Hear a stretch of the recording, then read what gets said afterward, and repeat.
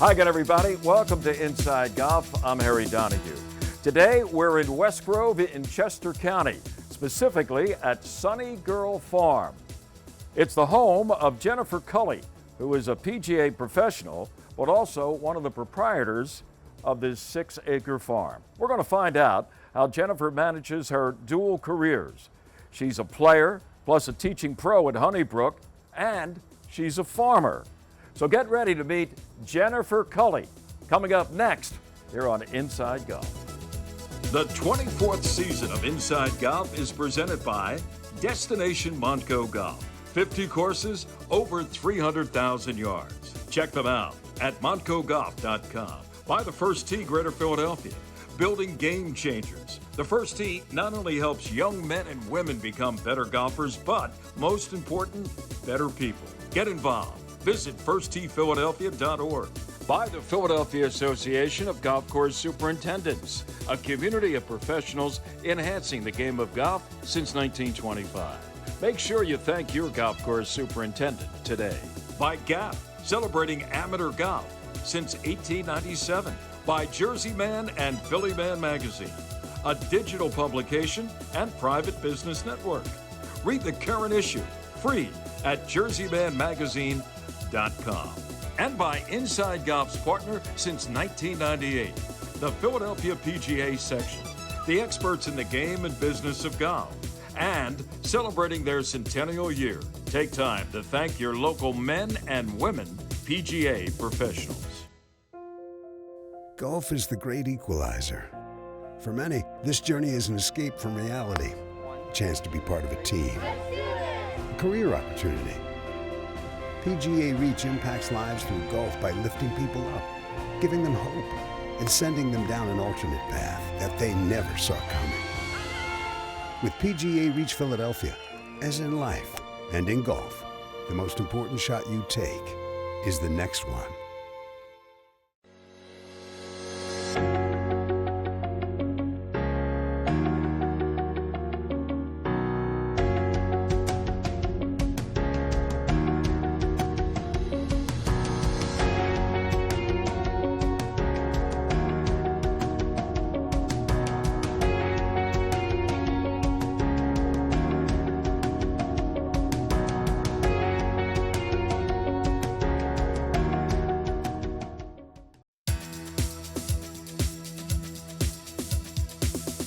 And welcome back to Inside Golf. Today we're in West Grove, Pennsylvania, Chester County. Jennifer Culley is our hostess.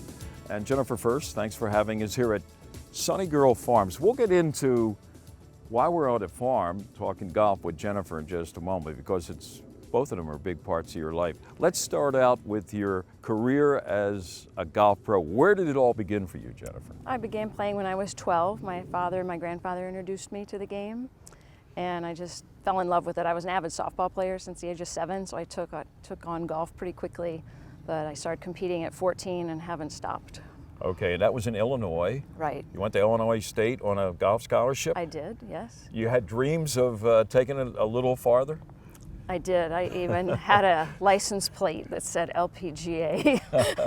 That's corny. Did you keep that license plate? No. Somewhere? No. Somewhere in a chest of drawers someplace? No, I don't think I have it. Okay, tell us about your career. What were your hopes and dreams back then? Well, I wanted to play on the LPGA. I was a fan of Nancy Lopez and all the other ladies at the time when I was in high school. And then after college, I graduated, I moved to Miami and I worked at Doral under Jimmy Ballard, and I started to learn how to teach, and I was exposed to a lot of the male touring professionals that were coming in there.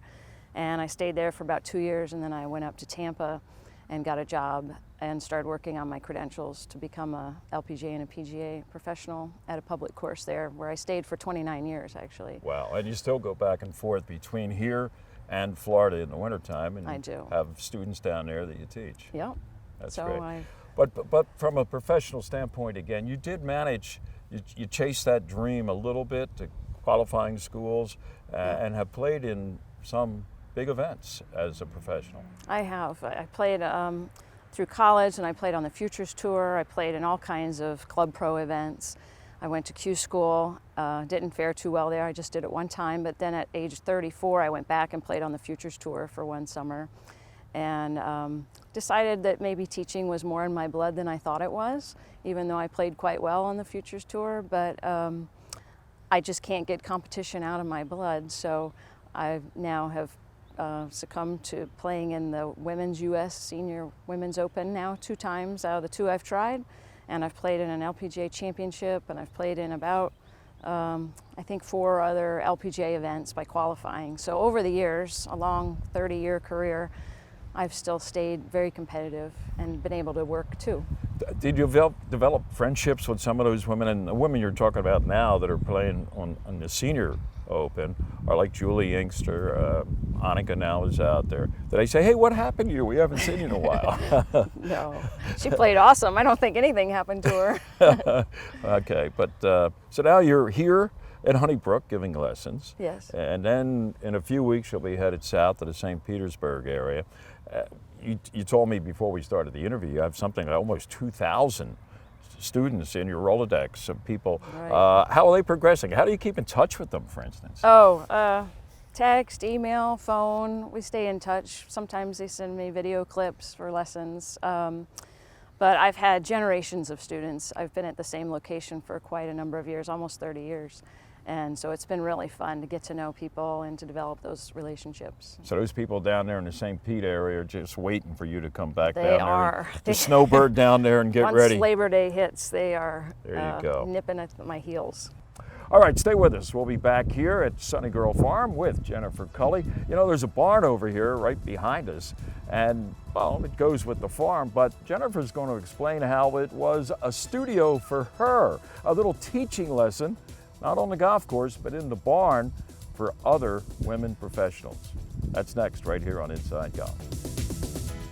They're not just familiar faces. They're your friends and neighbors.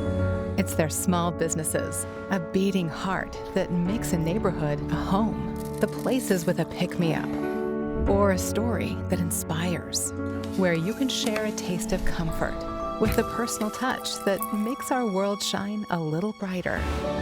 Support small and make a big difference. Make it local. Make it Main Street. Make it Montco.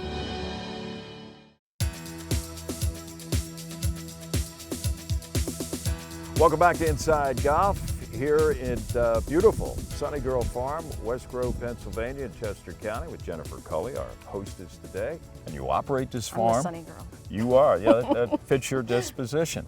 But tell us about the farm. What's this all about? How long you've been living here? This is an old property, right? Right. 6 acres. Yes. Tell us a little bit about the history of the property, but more important, what you do here. Okay, this property's been here since 1834. And my business partner Mary Ann and I are only the 4th people to live here, so it's really special to be here. And this was a riding ring that we transformed into a growing area. We're avid gardeners, and we had another farm in Kennett Square in the past, and we sold to about 14 restaurants. But this is a much more toned down version, so we just sell to 2 local restaurants in the area and donate to the food bank every week.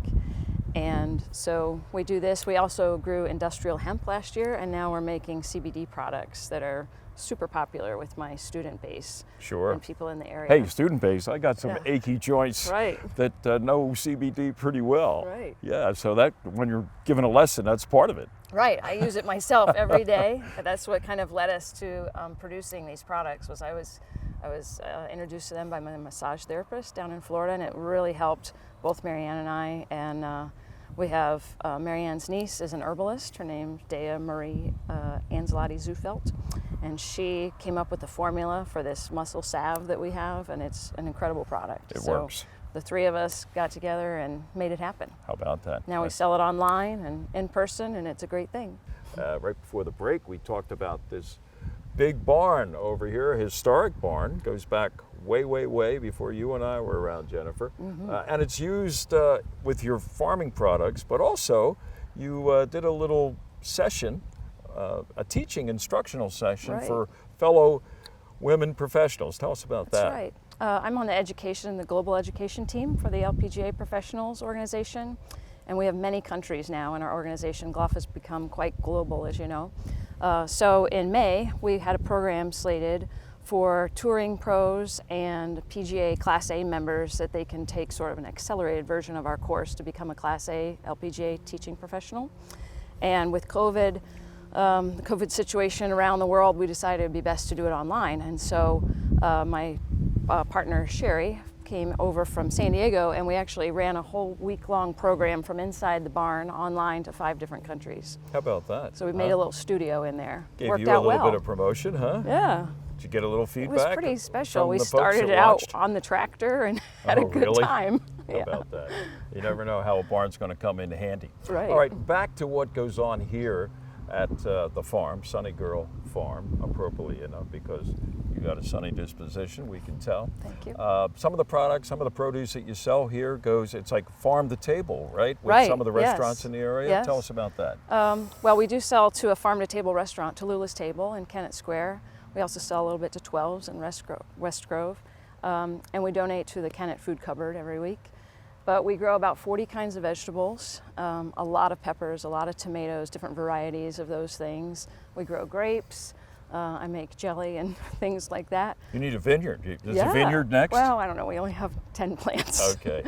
But we have a large variety of plants that we grow organically, and so it's very healthy, and we love to cook and eat it and share it, and it's just a lot of fun. It's fun to dig in the dirt and be a part of nature. Now, I know you teach, you said 3 times a week at Honeybrook. Right. But how much time do you spend here on the farm? I'm getting your fingernails dirty. A lot. I'm outdoors 7 days a week. I do most of my teaching in the winter months in Florida, but I love to teach, and so I really find a way to do both. But I would say 6 days a week I'm outside working on one of those aspects. I try to kind of chill out on Sundays and play a little golf myself. Do you have a personal favorite between instruction with golfers or just getting out here with nature and digging, growing? Depends on the day. Depends on the day. I don't know. What I you're like to eat what you're what I doing. grow more than I like to grow it. But it's a lot of fun. I love both aspects of my life, and I'm very happy to do it both. And one of the other products that you deal with out here, and we have some samples with hemp. Right. And with CBD becoming more and more popular, Right. especially for golfers that have, like, non-golfers, aches and pains and Yeah. joint problems and things like that. Right. Tell us how that fits into Sunnygirl Farm. Well, in 2018, the Farm Bill passed, and it became legal to grow industrial hemp. And so Marianne, the other half of Sunnygirl Farm, and I went to some seminars through the PASA, it's Pennsylvania Sustainable Agriculture Association, and we met other farmers that had already grown it.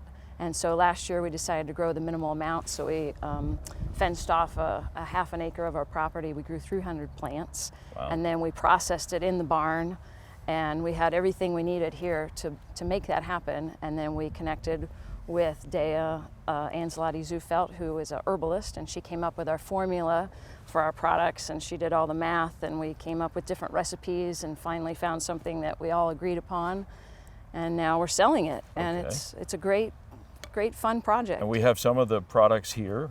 This is a This is a dry, this is salve, yes, and you can muscle just salve. open this and Rub apply it on. A little wherever it goes a long way. Okay. Right here looks like an eyedropper. Tell us Yeah. about this. That's a tincture, so it's based with hemp oil and alcohol based, and you just drop that under your tongue, which doesn't taste real good, or you put it in some water or another beverage, and helps you sleep, helps people with anxiety, helps anti-inflammatory, just like the salve is. It does a lot of things. The salve is by far our number one product, and then this is just an example of our dried and cured flower. So this is the actual product itself that we use to make these products, but people do smoke this and they vape it for the same And properties. it's all legal. It's all above All board. legal. There's no THC in it. It's all been third-party tested. It's grown organically. Hand-picked all the bugs off it myself. Picked it myself. Dried What it. don't cured you it. do out here? Did it all. It has a wonderful smell. That's great. And there's many different kinds of hemp, so it was quite a process deciding which kinds to grow. We grew 2 kinds, mountain mango and quick kush. So they both have very high anti-inflammatory properties. I don't, just listening to you, I don't know how you manage to do all this in 24 hours a day. Huh? I'm a busy lady. You talk Plus about I have sleep. to mow and weed and all You these get on other the tractor things. and everything? Oh yeah, the tractor's in the barn. Right. Yeah. Wow. How So about that? it's a labor of love. It sounds like it. It Yeah. sounds like it. You know, here with golf and farming, you know, it's in the dirt, it's in the ground. And the late, great Ben Hogan, when asked about his golf swing, you know, he was very protective, I guess, about giving out the secrets of his game and what made him the success that he was. But he said, it's in the dirt. Well, it's in the dirt for you. It sure is. Not just with golfing, Right. but with now farming and what you do out here at Sunnygirl Farms. Yes. Fascinating story. Thank That's you. amazing. All right, stay with us. More to come here on Inside Golf. Next, it's our teed off panel. We'll be right back. To spend some time together, but these two guys and their act is not impressive to me a little bit.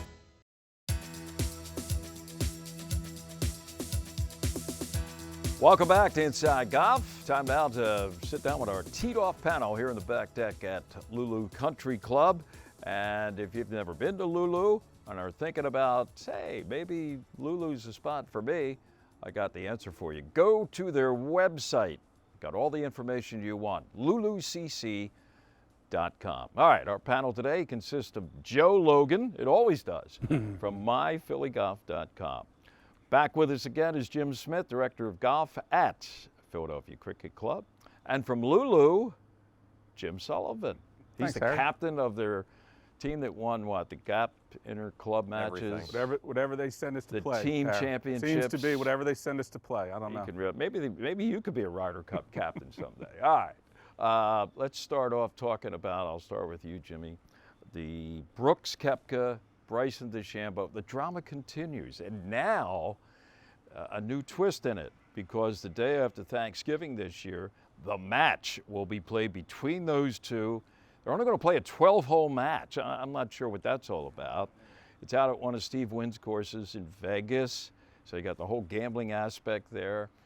But, you know, I'm a conspiracy theorist from way back. I think this whole DeChambeau-Koepka feud and this and back and forth was all setting up to something like this. Am I wrong?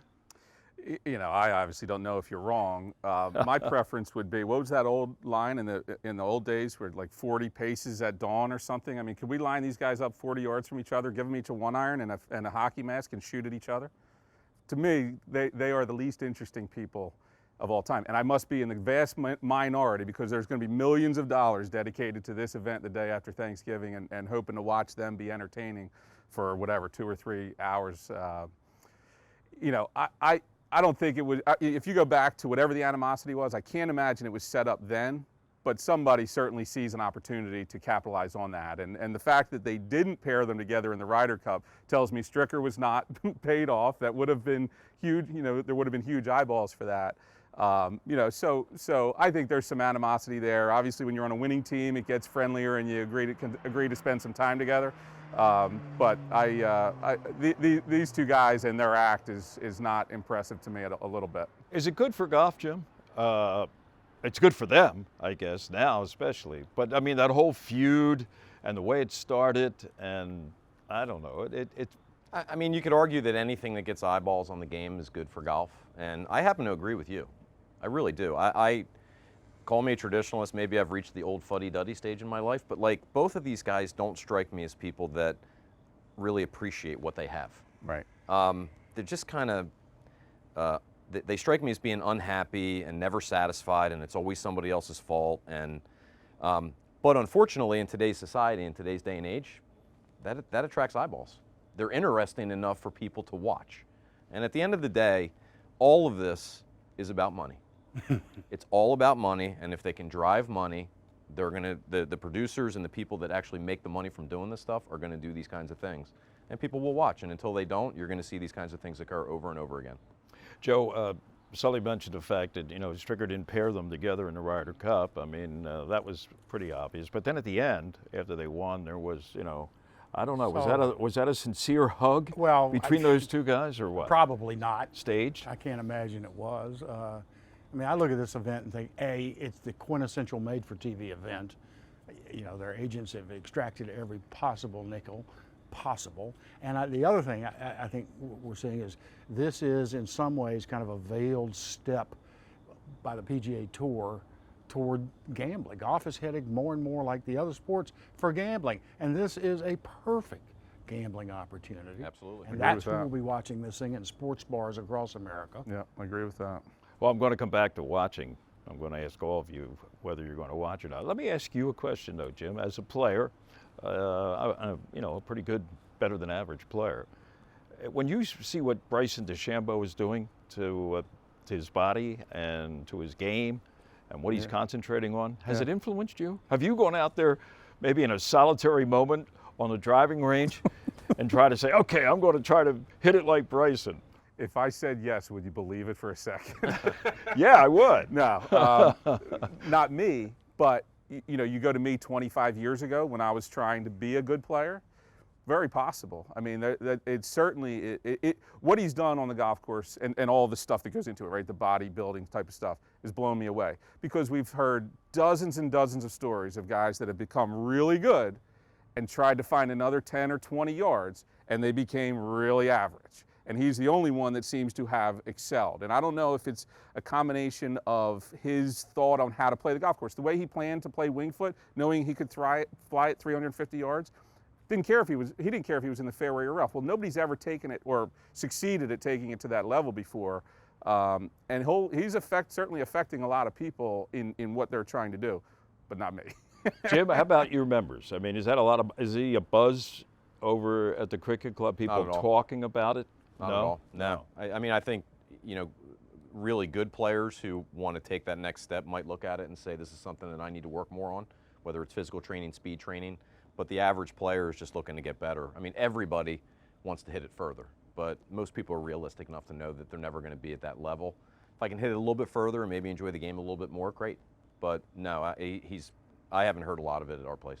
All right, $64,000 question. I'll start with you, Joe Logan.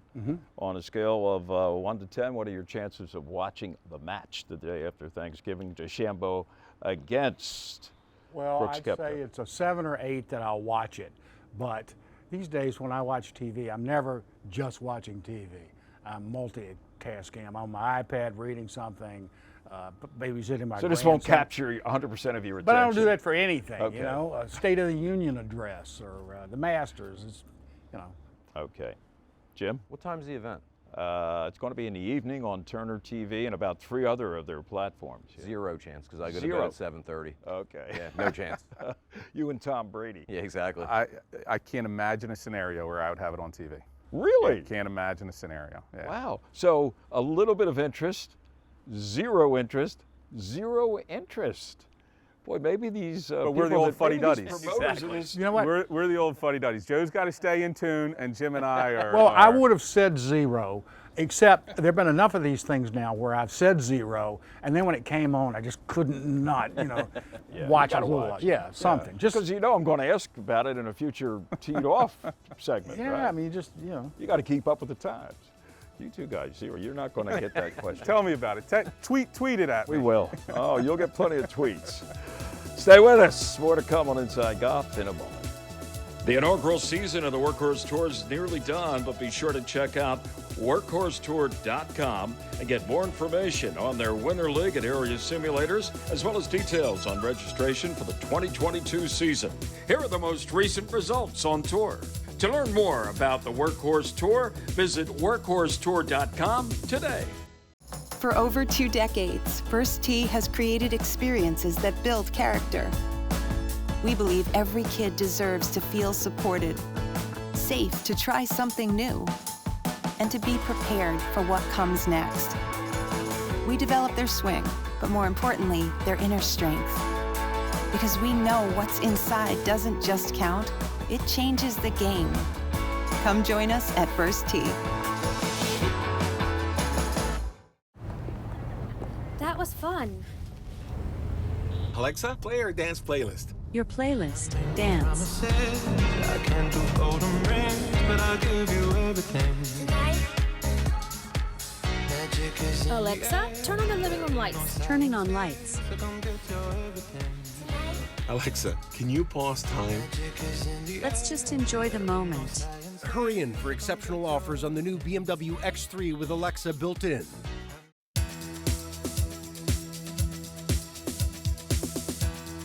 Well, it's not a golf cart, but another part of Jennifer's life, the tractor. This is it, huh? You spend a lot of time behind the wheel here. Sometimes. It Getting does the a work little bit of done, everything. Yep. Whatever it takes. Jennifer, thanks for having us at Sunnygirl Farm Thanks today. for coming. Thanks for sharing your life story, both in golf and in farming. And for more information on Jennifer, where can people find out?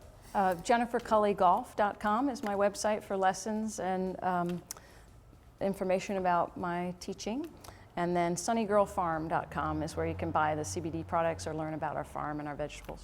There you go. And Jennifer is here for a few more weeks and then to the sunny south, to warm St. Petersburg. Right. No tractors down there for you, No, right? no, lots of golf equipment. You'll have to get into citrus farms Oh my or gosh. something like that, huh? Limes and lemons and all that Whole stuff. nother world. Oh, yeah. Your world is pretty full. Thanks for sharing what goes on in your life. And Thanks, like I Harry. said, I don't know how this woman manages to do it all in just 24 hours a day, 7 days a week, but you do. An entrepreneur, this is the definition. Google entrepreneur and Jennifer Culley comes up. Thanks for sharing your life story. Thanks. All right, that's going to do it for this week's edition of Inside Golf. I'm Harry Donahue, and remember, no matter how bad it's going for you out there, don't pick up. We'll see you next time, next week, right here on Inside Golf. The 24th season of Inside Golf is presented by Destination Montco Golf. 50 courses, over 300,000 yards. Check them out at montcogolf.com. By the First Tee Greater Philadelphia, building game changers. The First Tee not only helps young men and women become better golfers, but most important, better people. Get involved. Visit firstteephiladelphia.org. By the Philadelphia Association of Golf Course Superintendents, a community of professionals enhancing the game of golf since 1925. Make sure you thank your golf course superintendent today. By Gap, celebrating amateur golf since 1897. By Jersey Man and Philly Man Magazine, a digital publication and private business network. Read the current issue free at jerseymanmagazine.com.